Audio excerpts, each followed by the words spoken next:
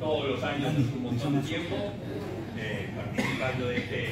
Alguna vez se me enojaron, yo sigo creciendo, este es además de uno de los ciclos más longevos del país, uno de los más prestigiosos de la divulgación de la astronomía de Argentina, y hoy en tal caso tengo que arrancar diciéndole feliz día a todos, porque hoy es el Día Nacional de la Astronomía. Estamos recordando la fundación del primer observatorio astronómico del país, el observatorio que hoy queda ahí perdido entre las luces de la ciudad, dentro de la ciudad de Córdoba, aquel observatorio que vislumbró Sarmiento como símbolo de una Argentina que para ser importante en el concierto mundial tenía que darle precisamente importancia a la ciencia, y dentro de la ciencia a la astronomía. Luego vendrían un montón de observatorios que por suerte se siguen inaugurando en nuestro país. Hoy tenemos 18 complejos astronómicos en nuestro territorio, y uno afuera, pero del territorio argentino, pero del cual también formamos parte, en una rica historia del país, de mirar para arriba desde la superficie, de mirar para abajo desde la órbita, y eso es básicamente lo que festejamos todos los que nos gusta esta ciencia, ¿no? Y particularmente hoy, que en tal caso nos toca a nivel internacional, por ahí es otro día, pero a nivel Argentina, bueno, profesionales, aficionados, amigos, como dice Daniel, todos festejamos el Día de la Astronomía en nuestro país. Y en definitiva me parece lindo la idea de compartir este rato hablando de una de las actividades que de alguna manera definen a la astronomía, ¿no? Alguna vez en esta sala alguien dijo: un astrónomo es un señor que estudia luz, ¿no? Si tenemos que hacer una simplificación muy grande. La astronomía estudia luces, ¿no? Estudiaremos hoy el cielo en la rama o en el pedacito chiquitito del espectro electromagnético que ven nuestros ojos, estrictamente lo que llamamos luz, pero también otras luces, ¿sí?, que en astronomía definiríamos como el ultravioleta, los rayos X, los gamma, partículas de diferentes tipos, los diferentes observatorios que nos han dado a lo largo de las décadas nuestra imagen actual del universo. Desde luego, ya voy a spoilear la última diapositiva, terminaremos con el telescopio espacial James Webb, que es como nuestro último chiche, ¿sí?, para aprender del universo, ese que vino a seguir los pasos. No me gusta la idea de desbancarlo, porque siempre va a tener un lugar muy particular el telescopio espacial Webb, el Hubble, en nuestra lista, pero sí a tomar un poco la posta de ver un poquito mejor y ver un poquito más lejos, ¿no? En definitiva, más lo primero que lo segundo, ¿sí?, de ver mejor más que más lejos, pero claramente será el mejor instrumento que tenga la astronomía para acercarse. Bueno, ahí la presentación, tienen todos los datos míos como para... ¿Qué significa AstroTest? AstroTest en realidad es un proyecto que dirijo hace 2 años y que tiene que ver con unas cajas de material para aprender astronomía personas ciegas o con baja visión, ¿no? Es decir, un proyecto que está auspiciado por una universidad de Inglaterra. Yo estoy haciendo unos 200 cajas para repartir en unos 30 países, y ya me spoileé hasta el final de la charla, porque terminaba la charla y le regalaba el planetario un gira, entonces saltábamos de algarabía todos, aplausos y todo contento. Bueno, ya saben lo que va a pasar al mundo. Pero bueno, ahí tienen todos los datitos también para comunicarse conmigo los que quieran. A ver, hablemos de observadores del cielo. Hoy por ahí tenemos la caricatura de que el observador del cielo es la persona que está, bueno, como acá, a unos pasos, abrazada al telescopio, ¿no? Cuando buscamos dentro del complejo, bueno, en este complejo, ¿dónde se observa realmente el cielo? no en el planetario, que es una simulación del cielo, una simulación didáctica, una especie de cine 360, ahí aprendo del cielo. En el museo, de alguna manera, también de forma interactiva, aprendo de astronomía y de ciencia, pero si tengo que observar, imaginamos que la caricatura de la observación astronómica es un telescopio. Ahora, la astronomía es una de las disciplinas de la humanidad más antiguas. ¿Sí? Si tuviéramos que remontar la historia de la astronomía, por ahí tenemos que irnos a 30.000, 40.000 años en el pasado, cuando algunos, haciendo huerquitas en huesos, armaban los primeros calendarios. ¿Y para qué nacía la astronomía? Precisamente para poder medir el tiempo. ¿Sí? Yo defino medir el tiempo como saber cuándo sembrar y cosechar para no morirme de hambre y cuándo rezarle a algún dios para que no se me enoje. ¿Sí? Para eso nace la astronomía, en definitiva, para convertirnos en algo tan importante como sedentarios, para que pueda nacer la agricultura, para que empecemos a progresar como humanidad. Así que si en 30.000 años que yo cuento que tiene la astronomía como disciplina, tomamos el tiempito que estamos mirando por telescopio, desde el primero apuntado por Galileo en 1609 hasta ahora, realmente el mirar por telescopio es algo muy nuevo, es algo muy reciente, es una porción muy chiquitita.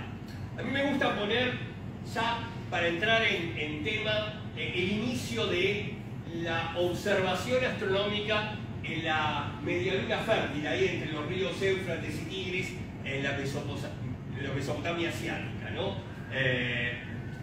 Ahí babilónicos, sumerios, en definitiva van a hacer algo que incluso en buena medida nos hemos olvidado hoy, que es observar sistemáticamente el cielo. ¿Sí? Hoy lo pongo casi como crítica, incluso en nuestra tarea de divulgación, observamos eventualmente el cielo, por eventos. Hay oposición de Júpiter, Júpiter está un poquito más cerca, todos a ver Júpiter. ¿Sí? Hay eclipse, porque la luna y el sol también se juntaron en el cielo, todos a ver esos dos objetos. Después nos olvidamos de Júpiter por un rato, de Saturno, de Marte, de la luna y el sol, o el objeto que sea. Los asiáticos, en este caso, ahí los sumerios sobre todo, van a hacer este trabajo de observar sistemáticamente el cielo. Lo van a observar todo el tiempo y durante mucho tiempo. Hay tablillas cuneiformes como esta que planteo aquí, o quizás la más famosa de todos son las tablillas de Bulaqui.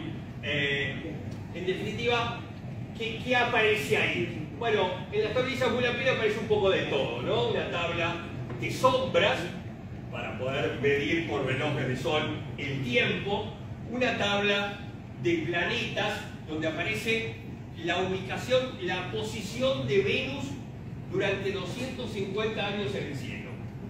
¿Sí?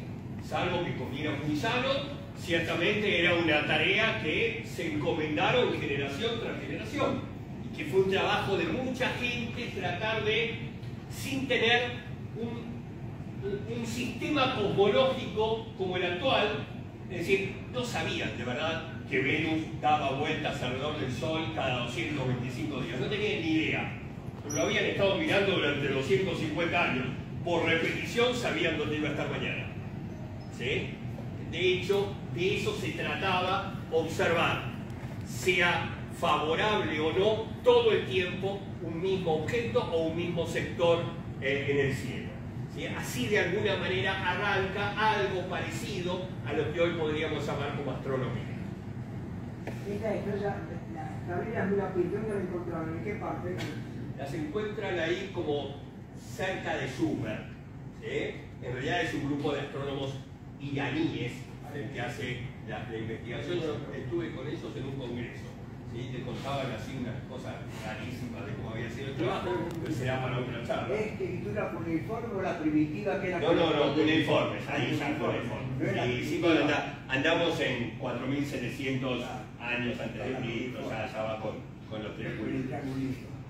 Tal cual. Bueno, este Twinty o algo así, ¿sí? No recuerda la marca de teléfonos, ¿sí? Pero en definitiva es el primer astrónomo egipcio, ¿sí? El que los egipcios le dedican odas a ese señor que en definitiva podía leer el cielo, ¿sí? Acá lo vamos a decir bajito.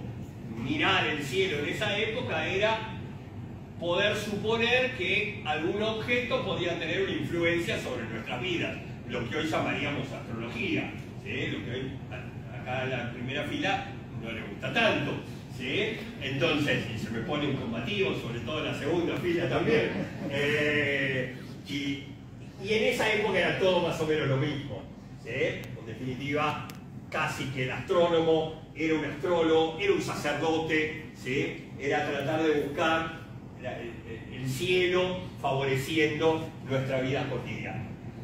Como buenos observadores, en tal caso me da mucha lástima que no conozcamos el nombre particular del autor de esta observación, pero una observación extraordinaria, un maya, ¿sí? En el año 1275, que observa el primer tránsito de Venus registrado.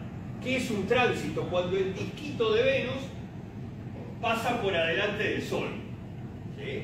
Y ustedes dirán, pero si Venus está adelante, pasa todo el tiempo. No, no pasa todo el tiempo porque las órbitas de los planetas tienen inclinaciones diferentes. Casi todo el tiempo Venus pasa o por abajo del Sol o por arriba del Sol. En realidad pasa por 4 soles para arriba o 4 soles para abajo. Suele pasar lejos. Cada unos 200 años, 218, ¿sí? Transitan el disco del Sol. Y después ahí tengo que esperar 9 años más para la dupla y después otros 218. Bueno, ahí ya hay que tener una oportunidad de estar en el momento justo. Pero también el tamaño de Venus en el cielo está al límite de la capacidad de los humanos. Así que tenía una vista que claramente no era la mía, incluso lentes, ¿sí? Y además hoy usamos telescopios con filtro, que me filtren la luz del Sol, si no me quedo ciego.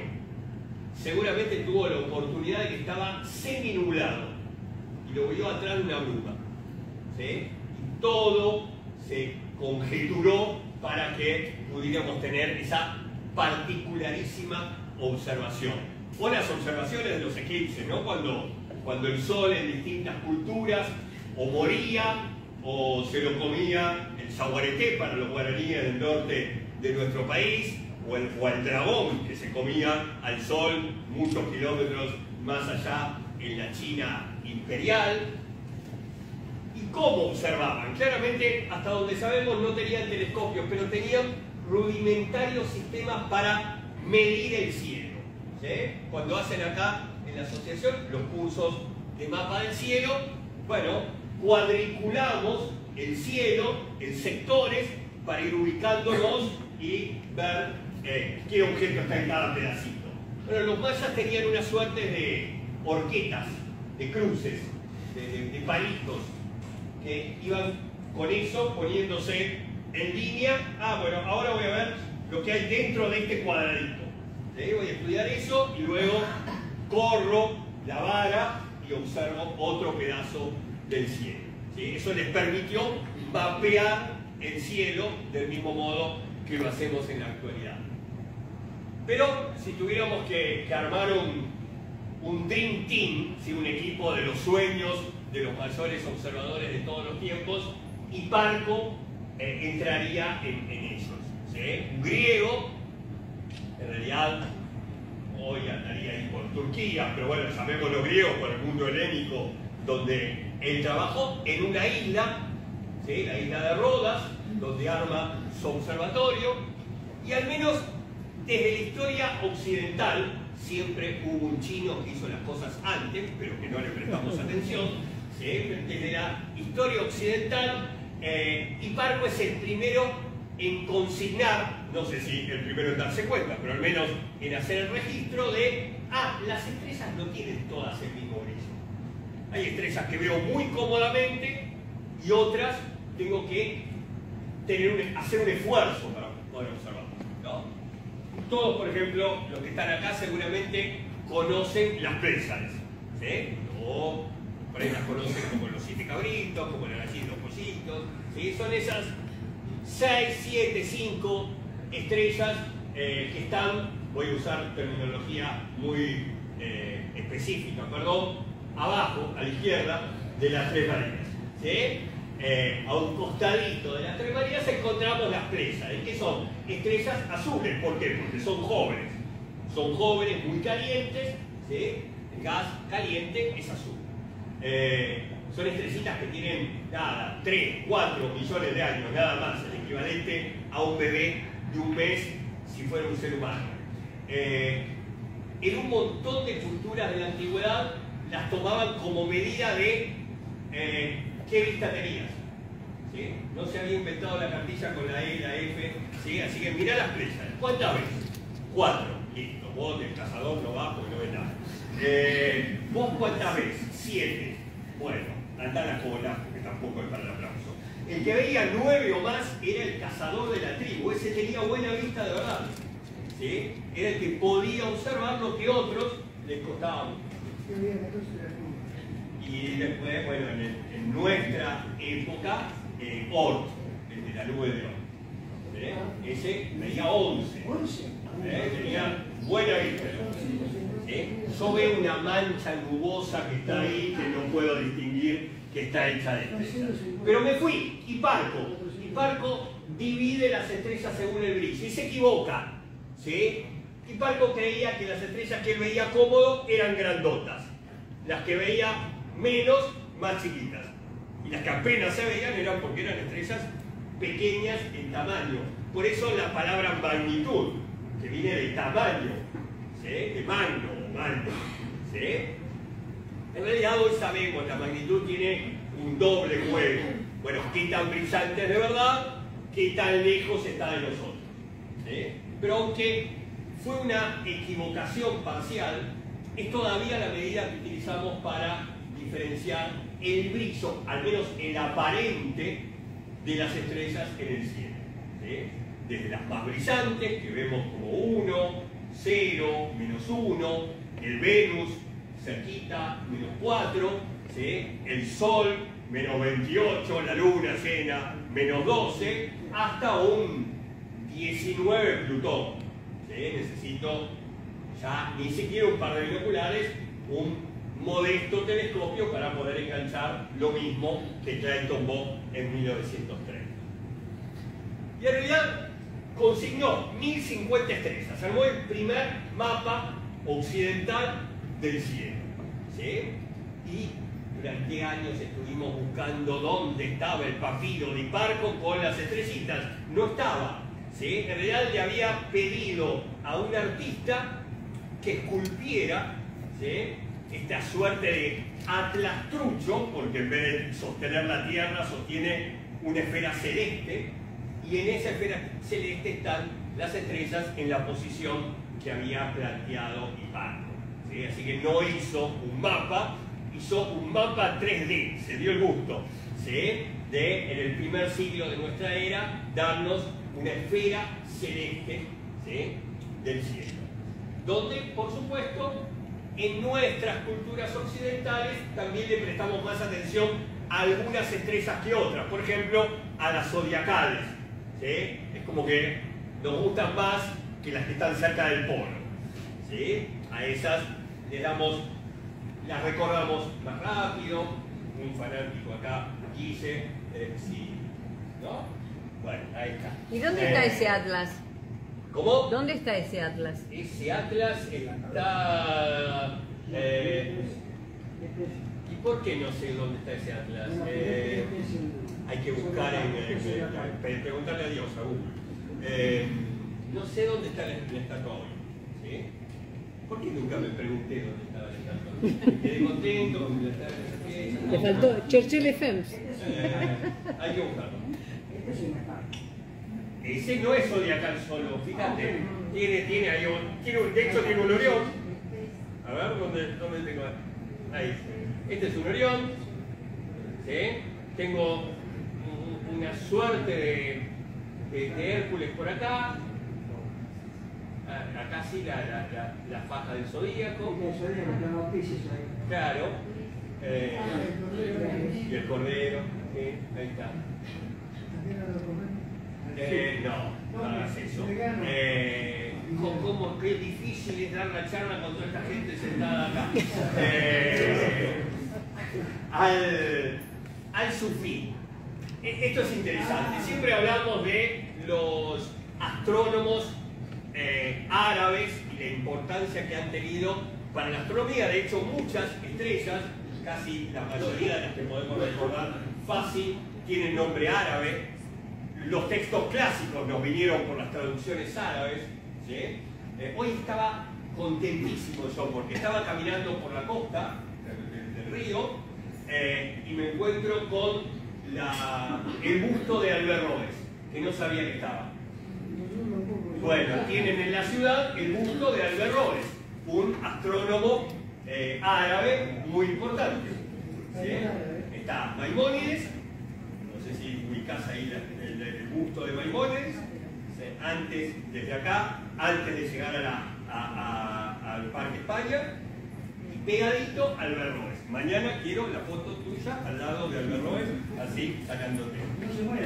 No se mueve, movete vos porque no. Pero, a ver, este es muy importante. Al-Sufí fue el primero en darse cuenta que había una manchita en el cielo, una nube en el cielo que no era una nube, ¿sí? Que estaba siempre ahí y que en realidad se movía junto con el cielo. Fue el primero en observar Andrómeda, ¿sí? La galaxia más grande de las 30 y tantas, ¿sí? Que conforman nuestro grupo local junto con otras 200 y pico de galaxias, ¿no? Pero Albert Roes hace una observación muy interesante de lo que hoy llamaríamos cielo profundo, ¿sí? Ver más allá de la galaxia, mirar el cielo, los objetos que están lejos. Bueno, entonces observa Magallanes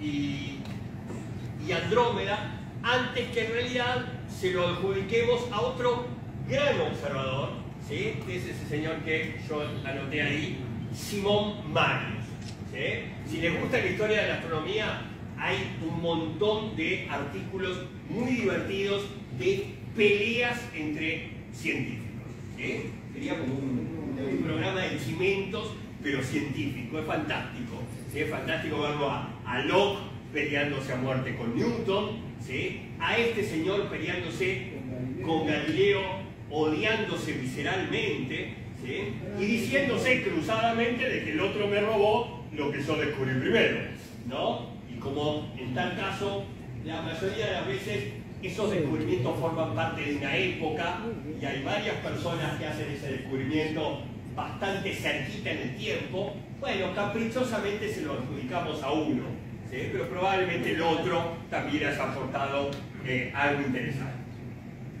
Este no es estrictamente un observador, o al menos no en nuestra idea de poner el ojo en el cielo, pero sí poner el ojo de qué interpretación tenemos que hacer de lo que vemos. Este es un filósofo, de hecho un filósofo católico, Nicolás de Cusa, un poquito, digamos, por la época de Galileo, ¿sí? Lo ubicamos por ahí, que nos dice, por la época de Copérnico, ¿sí? Más que de Galileo, es un poquito antes.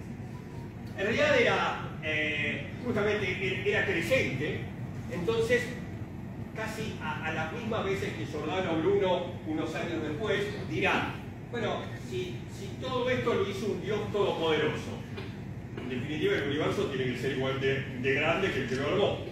El universo entonces tiene que ser infinito, ¿sí? Si sos tan bueno como Dios, no vas a hacer algo chiquito que tenga límites, ¿sí? El universo tiene que ser infinito. Y si es infinito, no hay centro, ¿sí? Y además yo veo cosas que están en movimiento, y le otorgó movimiento, ¿sí? Y dijo algo que luego diría 200 años después Giordano Bruno, que después diría Christian Huygens, y que ahora, unos años atrás ganaría un premio Nobel diciendo lo mismo, que había otros mundos, ¿sí? Que había otros planetas parecidos al nuestro, ¿sí? Que en definitiva esos puntitos luminosos quizás podían ser mundos, incluso, y no otra cosa más, habitados como el nuestro. Bueno, de habitados todavía no sabemos nada, ¿sí? Pero que hay mundos, conocemos ya más de 5.000. Otro gran observador fue Nicolás Copérnico, ¿sí? Al que le adjudicamos haber quitado del olvido la idea de que era el Sol y no la Tierra el centro del universo. Digo quitado del olvido porque en realidad lo había planteado un señor llamado Aristarco de Samos, ¿sí? Pero por una cuestión de marketing, ¿sí? Había quedado la otra idea, ¿sí? La idea, bueno, si lo dijo Aristóteles, que tiene mucha chapa, debe ser la Tierra el centro del universo. Y si le conviene a la Iglesia unos años después, pues dejémoslo a la Tierra como centro del universo. Después ¿sí? se mueve. Después se mueve. Y Galileo después diría esa frase, pero que era fantástico, ¿no? Que dicho, ahí haciéndose el canchero, sí, sin embargo se mueve. Había sí, esa frase ahí en el medio. Yo creo que no la debe haber dicho, pero en Talca. ¿Ustedes estaban? Con una seguridad me dijeron, no la dijo, no la, yo estaba ahí en la fila de al lado, no la dijo. Claro. Son anteriores. Perdón, ya que estamos, Dale. lo bueno que hay del conocimiento es compartirlo. El compañero Juan acabó de averiguar que se llama Atlas Farnesio y que está en Nápoles, así que... Está en Nápoles, ahí está, te comes una pieza y vas a ver el mapa de Estrella. Sí, pero si no hubiera estado vos para buscarlo... Ahí está, ya quedamos con el dato. Ya está. Está buenísimo, lo completamos. Y acá entonces, un gran observador como Nicolás Copérnico. Copérnico hizo muchas observaciones, corrigió observaciones anteriores, que era algo muy usual para un astrónomo. Si todos los astrónomos armaban listados de estrellas, ¿sí? Armaban las tablas que armó, bueno, famosas las Rodolfinas, que observa Kepler y luego Tycho, un montón, ¿sí? Pero había otros que decían, no, y acá en la tabla de la anterior hay un error, ¿sí? Y corregían tablas. Copérnico hizo mucho ese trabajo. En 1514 el Papa lo invita a corregir el calendario, ¿sí? Lo que años después, en 1582, derivaría en lo que hoy llamamos el calendario gregoriano, ¿sí? Que era ver cómo estaba desfasado nuestra forma de medir el tiempo con la posición aparente del Sol en el cielo en la época del año. Entonces, todos los que sí aceptaron la invitación, los copérnicos, le sugirieron al Papa en ese año que nos acostemos un 4 de octubre y nos levantemos un 14 de octubre, volando 10 días de calendario para, en tal caso, acomodar las cosas y dejar sentadas las bases de que no se nos vuelva a desfasar. ¿Sí? Bueno, cada 4 años salió bisiesto, pero estás poniendo tiempo de más. Bueno, está bien, entonces cada 100 no lo pongo. Bueno, ok, y cada 400, sí, ponelo. Cada 2000, el 400 hay que ponerlo, no lo pongas. ¿Sí? Y esas correcciones de nuestro calendario gregoriano hacen que tengamos un error de un día en unos 2600 años. Veremos cuando nos toque, ¿sí? Qué día suprimimos del año. Y fíjense que el dato que yo les puse a lo último, ¿no? En 1524 a Copérnico le toca desmentir una fake news. ¿Sí? Era eso. ¿Sí? Venimos con la idea de que nos morimos mañana por algo desde hace un montón de tiempo. ¿Sí?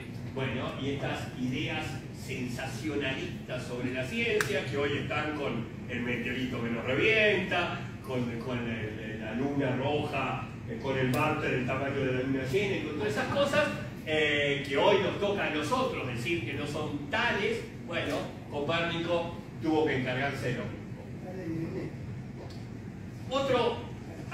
Otro observador fantástico, ¿sí? Es este Tycho Brahe, ¿sí?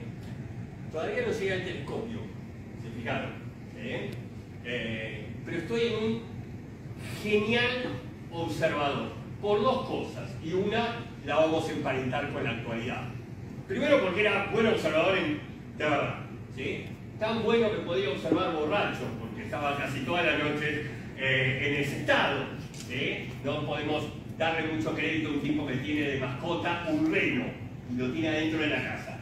Rarísimo, ¿sí? Pero era una persona de buena posición, era un duque, se había hecho construir un observatorio en una isla, que era de él también, y había armado realmente un observatorio a la idea moderna, es decir, con un staff de gente trabajando para él, observando bajo su dirección, pero llevando adelante varios proyectos de observación, todos bajo esa misma institución, en la cual incluso su hija trabajaba también, ¿no? Para poner una astrónoma de la época, también con un extraordinario ojo. Y Tycho, en tal caso, nos muestra que es mitad y mitad. Mitad la vista, mitad el instrumento que voy a utilizar para hacer esa observación. Mientras todos tenían instrumentos, sextantes, cuadrantes, esferas almilares, chiquititas, de 40, 50 centímetros, el que tenía plata se las armó de 3, 4 metros. Mientras todos las hacían de madera, y la madera cuando la corría se astillaba, corría de golpe, él se las armaba de bronce, con lo cual se podía mover en los grados en el cielo de una manera mucho más sutil. Cuando todos tenían un margen de error de unos 8 minutos de arco, ¿sí? Tycho lo hacía con menos de 4. Piensen esto, de cielo, de horizonte a horizonte 360 grados, cada grado con 60 minutos. ¿Sí? Acá estamos hablando de 8 minutos, estamos hablando de 8 por 4, una cuarta parte de luna llena, ¿sí? Para todos, y una octava parte de luna llena para las observaciones de Tycho, ¿sí? Un verdadero animal. Desde luego, si hablamos de observadores, tenemos que hablar del que inaugura la astronomía moderna, ¿sí? Y el que, en definitiva, toma un aparato que era una chuchería que se vendía por Holanda para andar mirando a la vecina mientras se cambiaba, lo convierte en un instrumento de ciencia, ¿sí? Es el primero en agarrar ese telescopio que un amigo le había traído de Holanda, del descubrimiento probablemente de Hans Lippershey o quizás Zacharias Wilson, o por ahí también andaban en danza algunos benedictinos catalanes haciendo catalejos. Él consigue uno, lo mejora y el mérito es lo apunta al cielo. Y claro, con eso hace un desparramo, porque era el James Webb de la época, era el mejor ojo que tenía la humanidad. Descubre en 6 meses 500 estrellas, la verdadera naturaleza de la Vía Láctea, digamos, ve que esa parte del cielo estaba hecha de gas, polvo y estrellas, descubre lunas en Júpiter. Entonces no todo da vueltas alrededor nuestro. Al menos estas 4 porquerías dan vueltas alrededor de otra cosa, en este caso Júpiter, ¿sí? Le encuentra manchas al Sol, ¿sí? Entonces el universo de la Luna para afuera no es perfecto, como me decía Aristóteles. Esta parte tiene manchas, ¿sí? Le encuentra fases a Venus que solo se podían explicar con que Venus girara alrededor del Sol y que lo hiciera delante nuestro, en el orden, ¿sí? Y todo eso lo compendia en un casi librito de bolsillo, que es el Mensajero de las Estrellas, donde probablemente nunca antes y nunca después en la historia de la ciencia un pequeño libro contuvo tantos descubrimientos científicos a la vez, ¿no? Pero la imagen que elegí no es en realidad un Galileo observando. En realidad es un Galileo, otra vez, haciendo un acto de marketing de la ciencia. En este caso se lo subió al duque, ¿sí? Al duque de Venecia, al campanario de la Basílica de San Marco, y si le mostraba estrellitas el duque no iba a entender nada, ¿sí? Y probablemente no le iba a importar tampoco. Entonces, ¿qué hizo? Apuntó a la isla de Murano. El duque tenía en la cabeza de que para llegar hasta ese lugar tenía que estar 4 horas viendo remar a sus súbditos para arribar al puerto. Cuando lo miró con el telescopio lo tenía pegado a su nariz. Cuando bajaba en las escaleras, el duque le pidió 400 telescopios. Al duque le importaban un poco las estrellitas, ¿sí? Pero dijo, esto es un instrumento para ver a mi enemigo antes que me vea a mí. Por eso 400 telescopios, uno por cada uno de los barcos de la flota de Grecia. Y después le hizo una segunda compra para la FIP. ¿Sí? Estaba podrido el duque, ¿sí? De que cuando llegaban los barcos al puerto de Venecia, alguna mercancía le escondían para no pagar impuestos. Y el duque dijo, a estos los embromo, los voy a mirar de lejos, ¿sí? Cuando están escondiendo las cosas, ¿sí? Y cuando lleguen al puerto le voy a decir, ahí abajo, ahí. ¿Sí? Antecedente de la Cámara de Seguridad, eso. Una maravilla. Así que en definitiva, ¿sí? Galileo sale de pobre, no por las observaciones astronómicas, sino por entender que la astronomía era una actividad humana, relacionada con otras, no peleada con lo económico, seguramente tampoco con las decisiones políticas, y en definitiva usando eso para su propio provecho. Por estos lados también tuvimos una suerte de Galileo, ¿sí? Pero en definitiva unos 70 años después. Buenaventura nació acá cerca, ¿sí? En Santa Fe, ¿sí?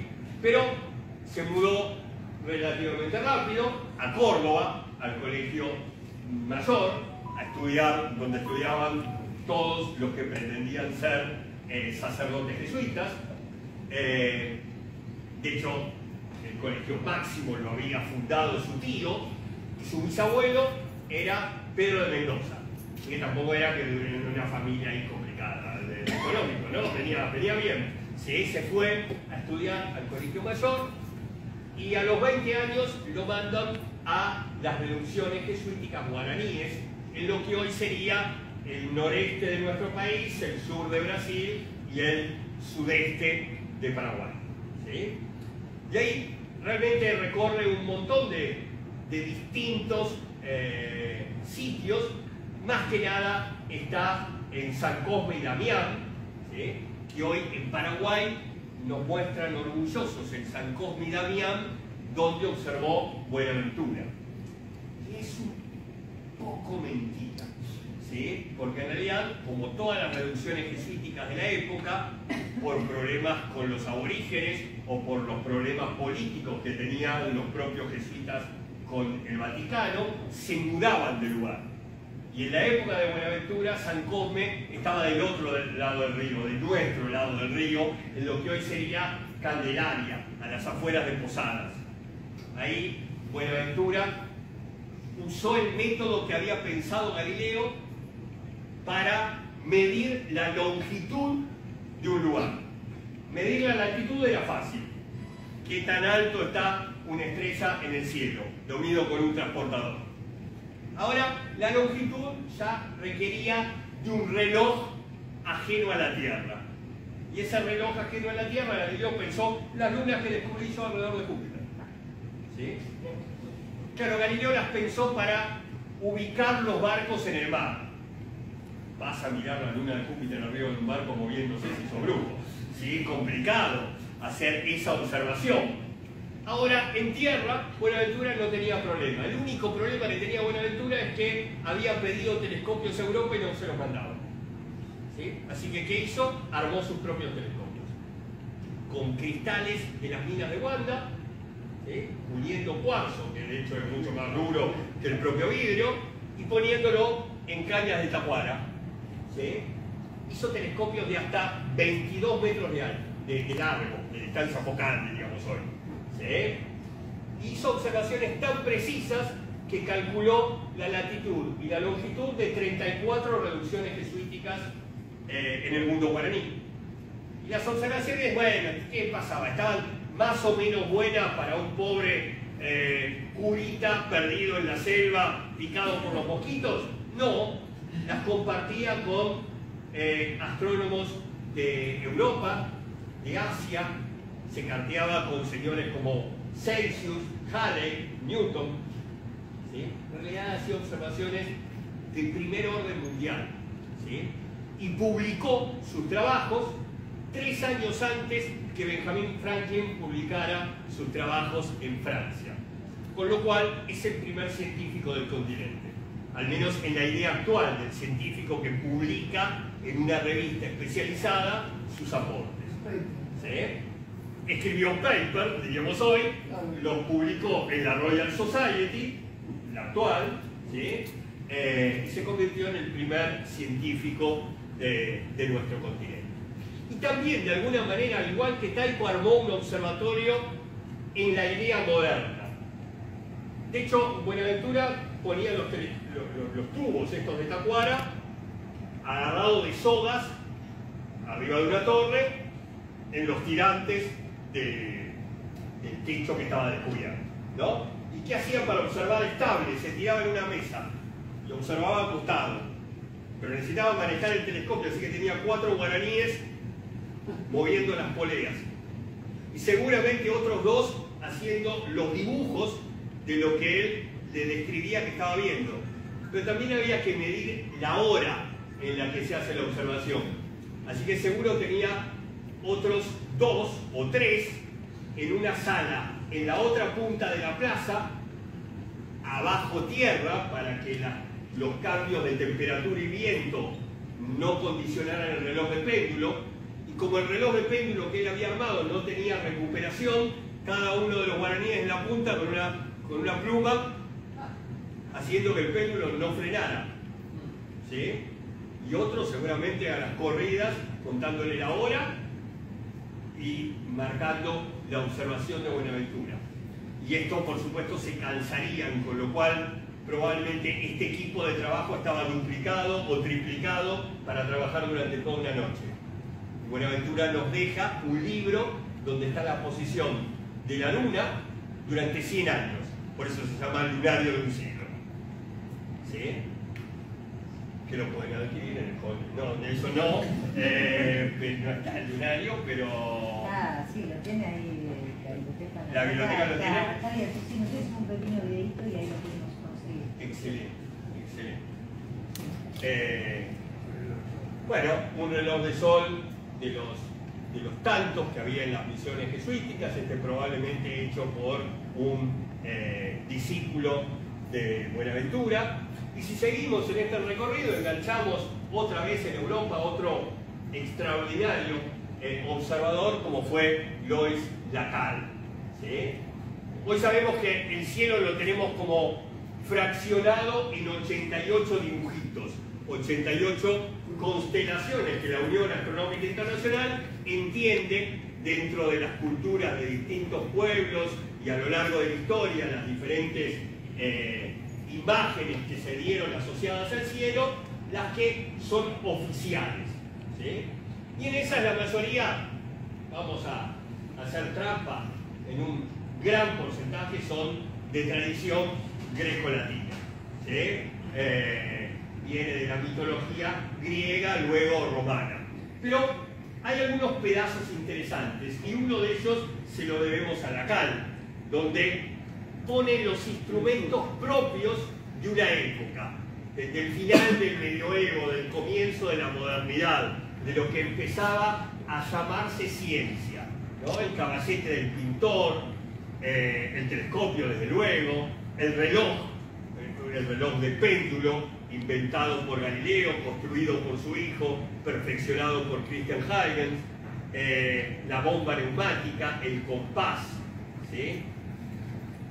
Y por esos años vendría otro buen observador, ¿sí? El padre Ricci, el fundador del espejo de la Vaticana, el observatorio astronómico que tiene el Vaticano, la casa de verano del Papa en Castel Gandolfo.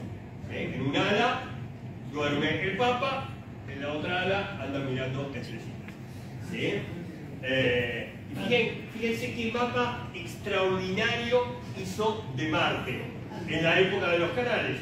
¿Sí? Marte está surcado de líneas, ¿sí? Que eran esos canales, ¿sí? Que recorrían la superficie marciana. Un montón de nombres que hoy todavía usamos, que son los que hoy recorren los rovers o sacan las fotos, las naves que están dando vueltas alrededor de Marte, se las debemos al padre.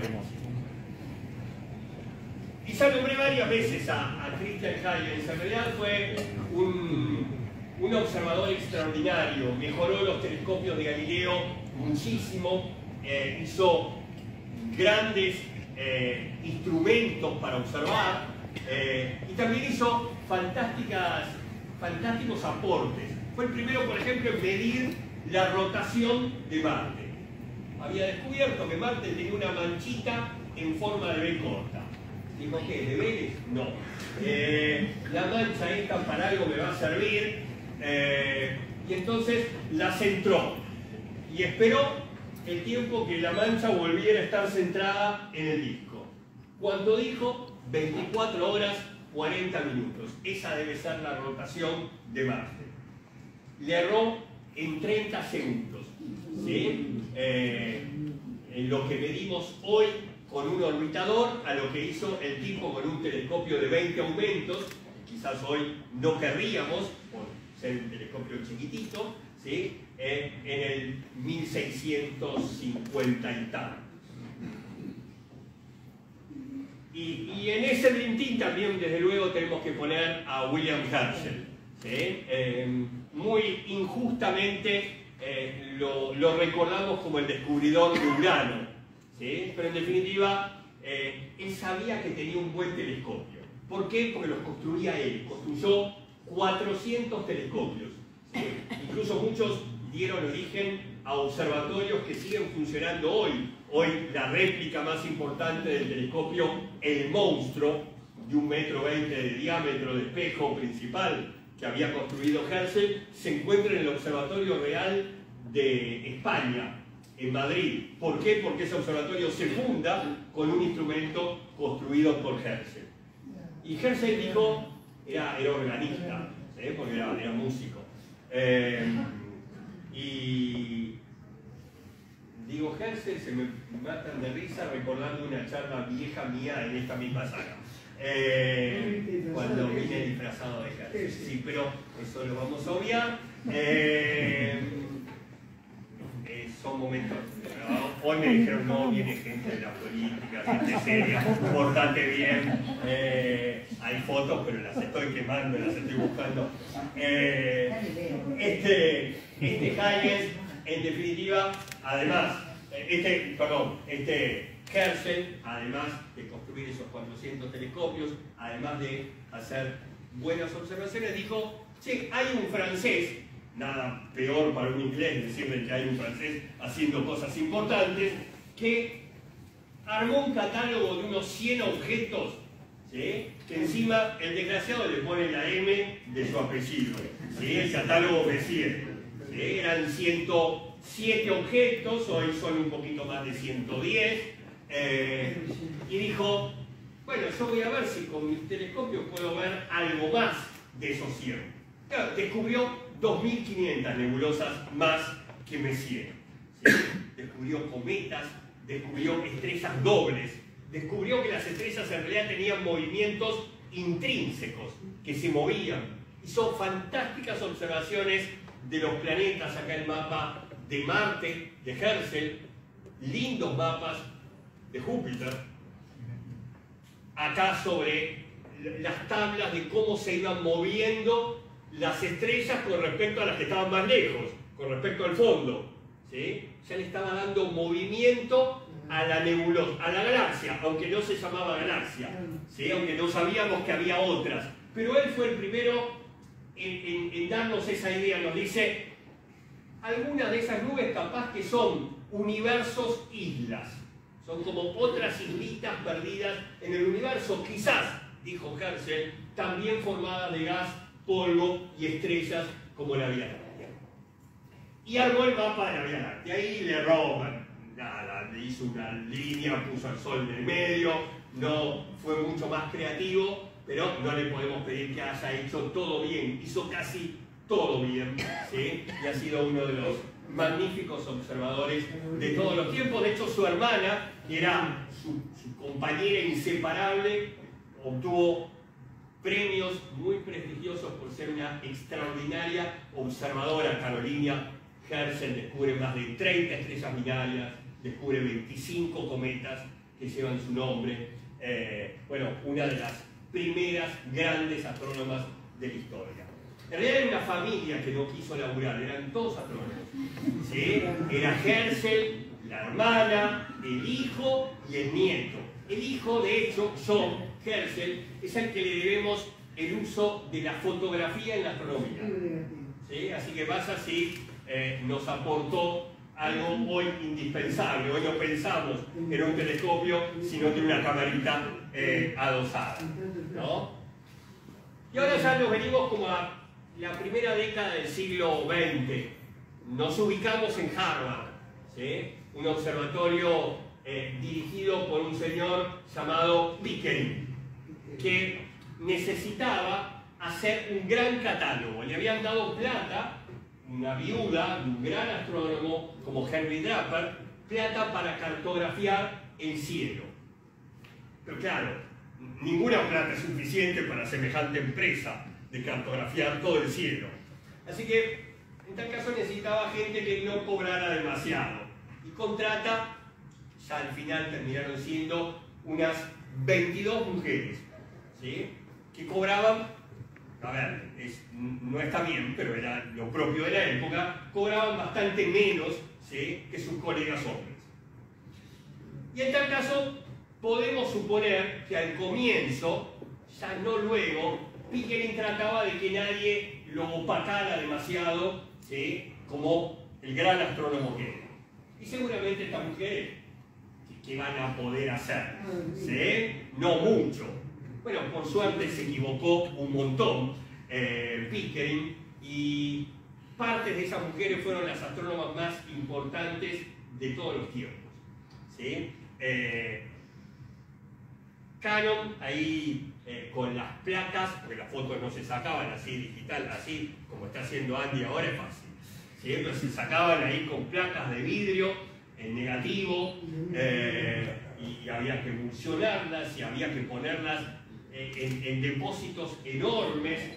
Los depósitos se prendían fuego y perdían todo el trabajo, así que Harvard, uno de los grandes aportes que hizo fue hacer edificios de ladrillos, que costaba más que se prendieran fuego, y cuidaban entonces ese valioso material cartográfico. Acá tenemos algunos de los aportes de Canon. Bueno, fue miembro de la Royal Society, desde luego, pero clasificó ella solita 350.000 estrellas, ¿sí? Descubrió 300 estrellas que cambiaban de brillo, hoy las llamamos variables, ¿sí? Estrellas que en un determinado periodo cambian de brillo, ¿sí? Usualmente suben de brillo y lo vuelven a bajar. Descubre 5 novas, ¿sí? Hoy sabemos son estrellas binarias que comparten el material, y cuando se pasan el material unas a otras es como una explosión, un flare de gas que levanta la temperatura y levanta el brillo de la estrella. Estudia dobles espectroscópicas, ¿sí? Incluso usando la espectroscopía puede darse cuenta en estos años de qué estaban hechas las estrellas. No teníamos ni idea de qué estaban hechas las estrellas, no sabíamos por qué brillaban las estrellas, ¿sí? Incluso viene para nuestro hemisferio a un observatorio que Harvard monta en Ecuador, ¿sí? En Perú, perdón, para hacer la observación de las estrellas del hemisferio sur. Otra gran astrónoma de ese equipo es Henrietta Levy. Pickering la había elegido porque ya la conocía, ¿sí?, como su ama de llaves. Trabajaba haciendo las tareas domésticas en la casa que Pickering tenía adentro del observatorio. Pero era muy minuciosa, era muy prolija. Dijo Pickering, esta mujer va a funcionar, encima es sorda, así que no va a andar charlando con la gente. ¿Sí? Va a estar pensando nada más que en las estrellas. La sorda fue extraordinaria. ¿Sí? Fue una astrónoma fantástica. Henrietta, observando un tipo particular de variables, que hoy conocemos como variables cefeidas, se dio cuenta que había una relación entre cuánto cambiaban de brillo y cuánto tardaban en cambiar de brillo. No pensemos en magnitudes, pensemos que son foquitos de luz. Henrietta dijo, si cambian de 50 a 100 watts, tardan una semana. Si cambian de 50 a 500 watts, tardan un mes. Pero siempre que tardan un mes, pasan de 5 a 500 watts. Así que si yo veo algo que tarda un mes, tiene que brillar como 500 watts. Si brilla menos es porque está más lejos. Y yo ya sé cuánta luz se pierde por el polvo en el universo. Así que puedo saber cuán lejos está. Nos dio Henrietta Levy la primera regla para medir el universo. La primera manera de medir grandes distancias en el universo. Unos añitos después de que Henrietta Levy inventara esto, otro señor, ¿sí?, conocido, que lo vamos a nombrar en un rato, agarró esa regla y midió que Andrómeda en realidad era una nebulosa totalmente ajena a la Vía Láctea y que había muchas nebulosas, ¿sí?, y les dio un nombre a esas nebulosas y nos cambió el universo para siempre. Probablemente no lo podría haber hecho si no hubiera estado esta mujer que hasta fue nominada al premio Nobel y seguramente muy injustamente no se lo otorgaron. Cecilia Payne fue otra de ese grupo. Fue una de las primeras astrónomas que pudo dar clases en Harvard. Y fue, antes de eso, una de las primeras mujeres en ser admitidas en la universidad para hombres que tenía Harvard. ¿Sí?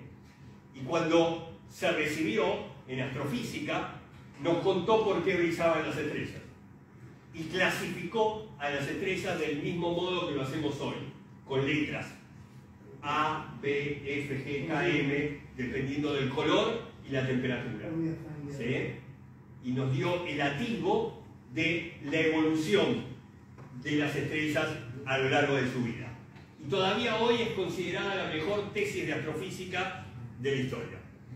¿Sí? Así que en realidad el pobre Pickering tenía muy buen ojo para elegir a su staff de mujeres calculadoras de Harvard. ¿Sí?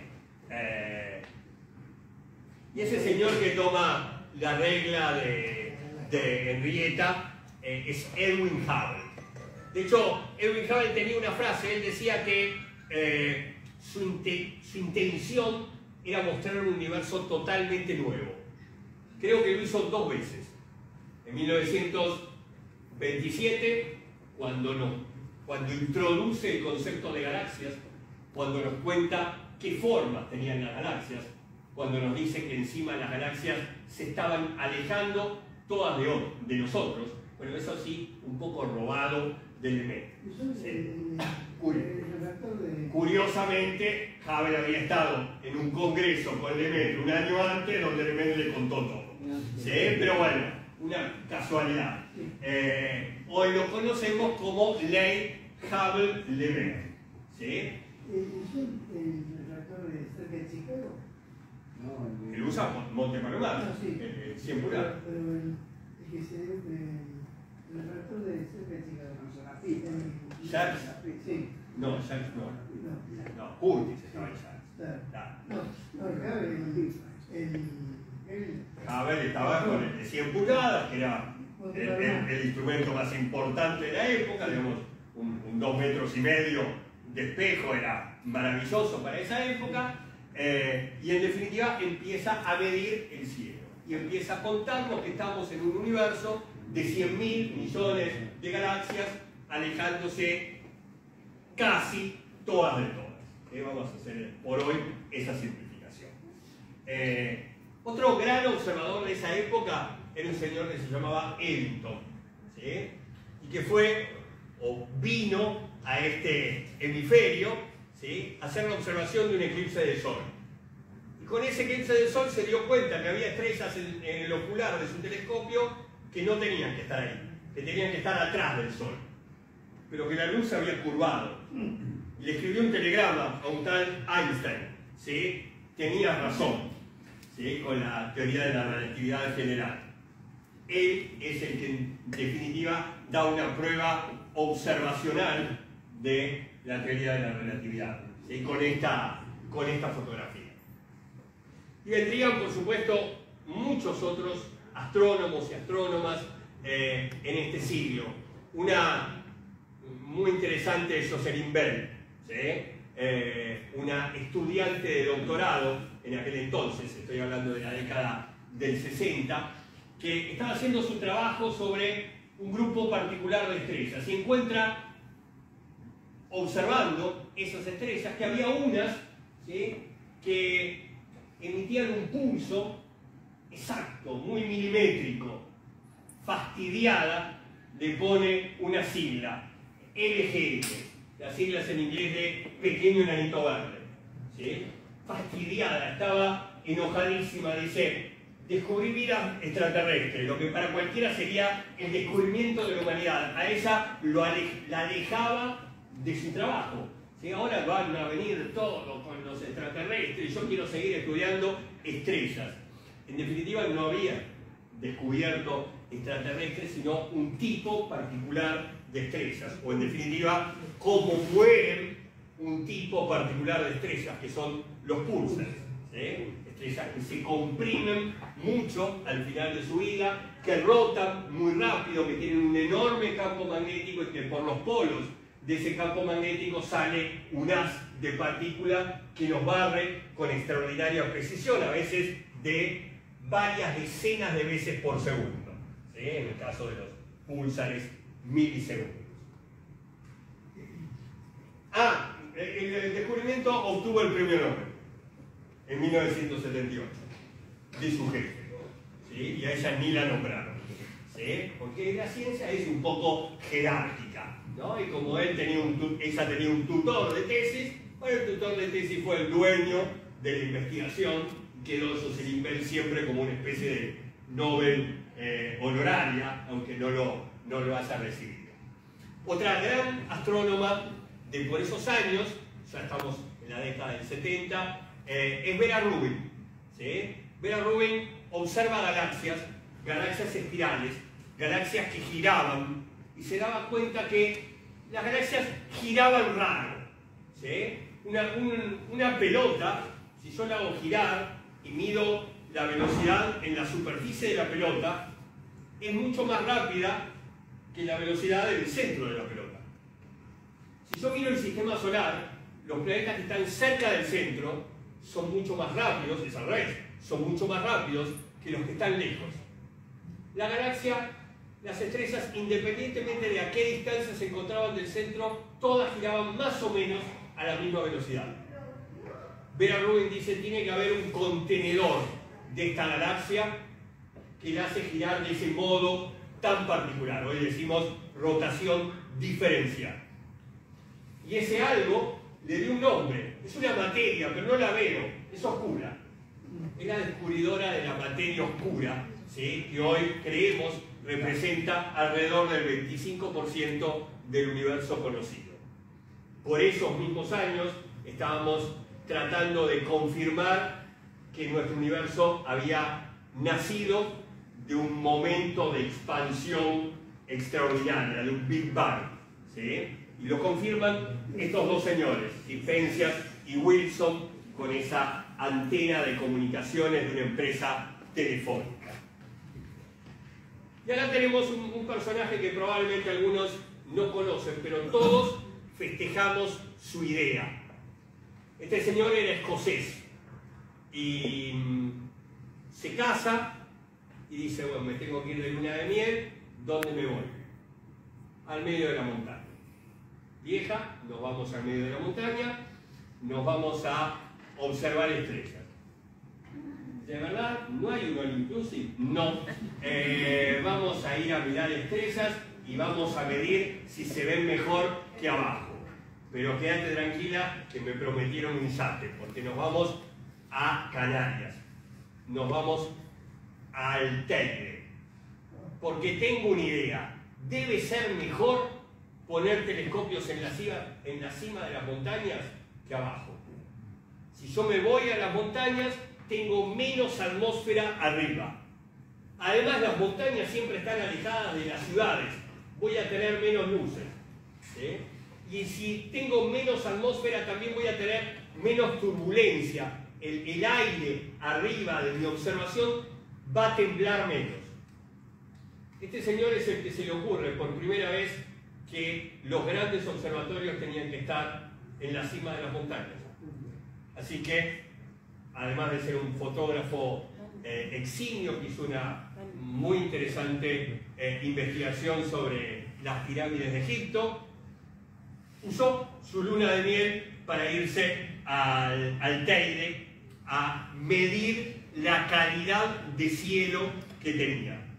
Qué tan oscuro, qué tan estable, qué tan poco húmedo, qué tan poco turbulento tenía que ser el cielo en ese lugar. Parece que era bueno, pensando en la foto actual del Teide, ¿sí? Donde es una de las montañas del mundo con más instrumentos instalados. ¿Sí? Te ganó el Roque de los Muchachos. En realidad, Roque de los Muchachos y el Teide en Canarias, algunas montañas en Arizona, desde luego los cerros de la cuarta región y de la región de Atacama en Chile, ¿sí? Serán los sitios más importantes de la astronomía mundial. De hecho, bueno, ahí tenemos Paranal en Atacama,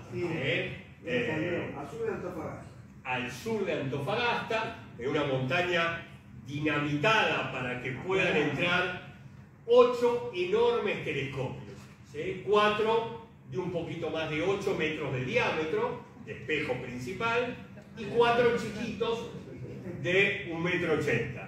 Si me dan uno de los chiquitos, contento, ¿sí? Pero esos todos juntos de alguna manera engañan a una computadora en un sistema que conocemos como interferometría, haciéndole creer que son pedacitos de un espejo virtual, que no existe, que tendría 300 metros de diámetro. ¿Sí? Eso lo constituye en el mayor telescopio del mundo. A partir de ahí, la CISA, BLT, los Keck, telescopios de 10 metros de diámetro cada uno, el Mauna Kea, Hawái, que nombraban ustedes recién, o ALMA, el observatorio más alto del mundo, con antenas submilimétricas, ¿sí? Aprendimos que había que escalar para hacer astronomía, ¿sí? Que esos eran los mejores sitios para observar. Ahí tenemos ALMA, y acá tenemos en realidad lo que todavía es un proyecto, va a ver la luz dentro de unos añitos nada más. Casi no lo podríamos definir como un telescopio.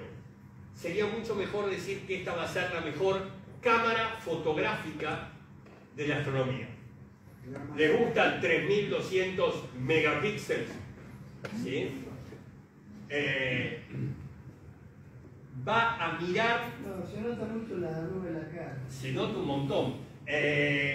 Va a mirar pedazos de cielo. ¿Cuántos megapíxeles? 3200.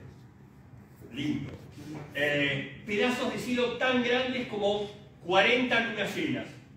¿Sí? Siempre piensen, los cursos de manejo de telescopios se los dirán. Cuando aumentamos en aumentos, cuando ponemos más aumento al telescopio, vemos un pedacito de cielo más chiquito. Pero esto no es un telescopio, es una cámara. Así que tenemos casi como una suerte de gran angular. Vemos con mucha definición, en astronomía diríamos con mucha resolución, pero a su vez vemos un pedazo de cielo que ni un binocular nos mostraría. ¿Sí? Tenemos lo mejor de los dos mundos. ¿Quieren más? va a poder rastrear todo el cielo cada 3 noches. ¿Sí? Hoy, cuando quiero hacer un barrido del cielo, cuando quiero cartografiar el cielo, tardo muchos meses. Si hay cosas que cambian rápido, no me entero. Porque voy a volver al mismo sector 6 meses después, 4 meses después, 3 años después. ¿Sí? Volver 3 noches después, quizás en unos años nos cuente de fenómenos astronómicos que hoy no tenemos ni idea. ¿Dónde queda? Esto queda en Cerro Pachón. De hecho, yo saqué una foto en la construcción. En Cerro Pachón hay 3 telescopios. Este, que ahora se llama Vera Rubin, por la descubridora de la materia oscura. Está SOAR, que es un telescopio mayoritariamente brasilero canadiense. Y está Gemini Sur, que en un 2,5% es argentino. ¿Dónde está esto? ¿En qué parte? Cerro Pachón, 4ª región, Chile. Sí. Y el nuevo es Armazón, el nuevo que están haciendo. Eso es muy arriba. Eso es San Salvador de Jujuy, del otro lado de la cordillera. El entorno, yo te digo, el que están haciendo cerca del Paranal, que han achatado ya la montaña, que es el Armazón, el grandote. El gigante Magallanes. El gigante Magallanes. Armazón. No, el primero, ¿eh? El primero. 24 metros de espejo principal. Cuando hace algunos años, en el observatorio, en las campanas, donde va a estar instalado, le pregunté al director, bueno, esto cuesta un montón de plata. ¿Cómo justificamos tanta plata? ¿Qué va a hacer el gigante Magallanes que no hace ningún telescopio de los actuales? No le tembló la voz, me dijo, vamos a descubrir vida extraterrestre. ¿Pero qué? ¿Vamos a ver un enanito, qué sé yo? En definitiva, ¿qué va a hacer el gigante Magallanes? Muy probablemente, si no le gana el web antes, va a poder con mucha resolución darnos, tampoco la pavada, de vegetación, un potus extraterrestre, no. A ver, me va a medir el espectro electromagnético, ¿sí? Me va a dar el espectro de la atmósfera de un exoplaneta. Y me van a decir ustedes, pero Sebastián, eso ya tenemos un montón de espectros de atmósferas de exoplanetas. Pero lo tenemos con telescopios chiquitos. ¿Y qué me dan? Lo que hay mucho. ¿Y qué hay mucho? Hidrógeno, helio, metano, ya sabía. Ahora, con un telescopio más potente, me va a decir de lo que hay poco. Y de lo que hay poco puede ser un biomarcador, puede ser un elemento químico que en la atmósfera me está diciendo, ahí abajo hay algo. Como si alguien nos mirara de miles de años luz y dijera, por el lugar donde se formó la Tierra, por el lugar donde gira alrededor del Sol, no tiene que haber tanto metano. Ah, pero hay metano. Tiene que haber algo que está produciendo metano. No van a descubrir las vacas, pero van a saber que la Tierra está habitada. ¿Sí? Y probablemente el gigante Magallanes nos dé eso en poco tiempo. Si no nos lo da el gigante Magallanes, nos lo va a dar el web, sino el extremadamente grande, casi 40 metros de diámetro, que están construyendo los europeos. Y acá una curiosidad para los que quizás tengan telescopios. Si tienen un telescopio viejito, seguramente están cerca o ya lo hicieron, sacaron el espejo principal, lo llevaron a algún observatorio a que les borre la capa de aluminio que suelen tener para mejorar la reflectancia, la capacidad de reflejar la luz, y que les realuminicen de vuelta y se los dejan como nuevo. ¿Sí? Los telescopios requieren de un realuminizado periódico. Los observatorios grandes tienen su propia campana para ese trabajo, el de Córdoba, el de La Plata, el de San Juan, de los nuestros. ¿Sí? Ahora, este está hecho en pedazos. Va a tener más de 700 baldosas armando el espejo principal. 700 baldosas son 2 por día durante todo el año. Sí, van a sacar todas las tardes 2 baldosas, la van a reluminizar, van a volver a colimar todo el telescopio y observar a la noche. Y al día siguiente saco otras 2, las realuminizo, vuelvo a armar el telescopio y observo.